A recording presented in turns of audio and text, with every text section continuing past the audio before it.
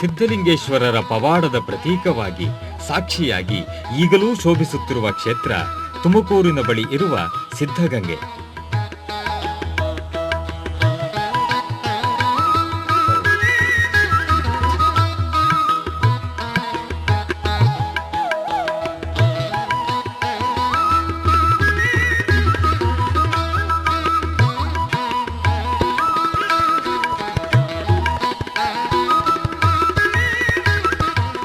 ಸಿದ್ಧಲಿಂಗೇಶ್ವರರು ಪ್ರಯಾಣದ ಸಮಯದಲ್ಲಿ ಇಲ್ಲಿ ಬಂದು ತಂಗಿದ್ದರೆಂದು, ಆ ವೇಳೆಯಲ್ಲಿ ಶಿವಪೂಜೆಗೆ ಒಂದು ಹನಿ ನೀರು ಕೂಡ ದೊರಕದಂತಹ ಕಲ್ಲು ಬಂಡೆಗಳಿಂದ ಆವೃತ್ತವಾದ ಬರಡು ಭೂಮಿಯಾಗಿತ್ತೆಂದು ಹೇಳಲಾಗಿದೆ.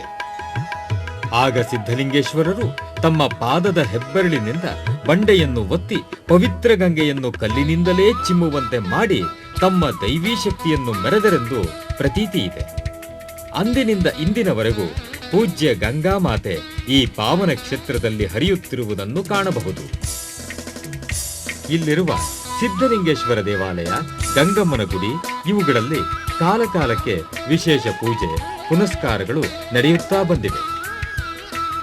ಶ್ರೀ ಸಿದ್ಧಲಿಂಗೇಶ್ವರರು ಈ ಪವಿತ್ರ ಜಲವನ್ನು ಸಿಂಪಡಿಸಿ ಹೊನ್ನಯ್ಯನೆಂಬ ಕುಷ್ಠರೋಗಿಯ ರೋಗ ನಿವಾರಣೆ ಮಾಡಿದ ಕಾರಣ ಈ ಪವಿತ್ರ ಜಲವನ್ನು ಸರ್ವರೋಗ ನಿವಾರಕ ಪವಿತ್ರ ಗಂಗೆ ಎಂದೇ ಭಕ್ತರು ಪೂಜಿಸುತ್ತಾರೆ.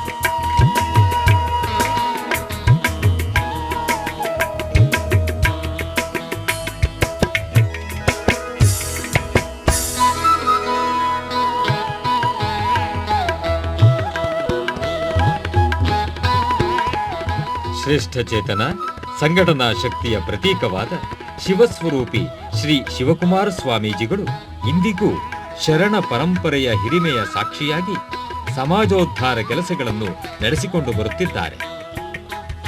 ಸಹಸ್ರಾರು ಬಾಲಕರಿಗೆ ಜ್ಞಾನ ದಾಸೋಹವು ನಿರಂತರವಾಗಿ ಇಲ್ಲಿ ಹರಿಯುತ್ತಲಿದೆ. ಈ ದೈವಿಕ ವಾತಾವರಣವು ಕೈಲಾಸವನ್ನೇ ಭೂಮಿಗೆ ಕರೆತಂದ ದಿವ್ಯಾನುಭವವನ್ನು ನೀಡುತ್ತದೆ. ಸಿದ್ಧಗಂಗೆ ಪ್ರಸಿದ್ಧ ಶಿಕ್ಷಣ ಕೇಂದ್ರವೂ ಹೌದು. ಕಲಿಯುಗದ ಬಸವಣ್ಣನೆಂದೇ ಪ್ರಖ್ಯಾತರಾಗಿರುವ ಪೂಜ್ಯ ಶ್ರೀ ಶಿವಕುಮಾರ ಸ್ವಾಮೀಜಿಯವರು ಇಲ್ಲಿನ ಎಲ್ಲ ಕೈಂಕರ್ಯಗಳ ಪ್ರೇರಕ ಶಕ್ತಿ.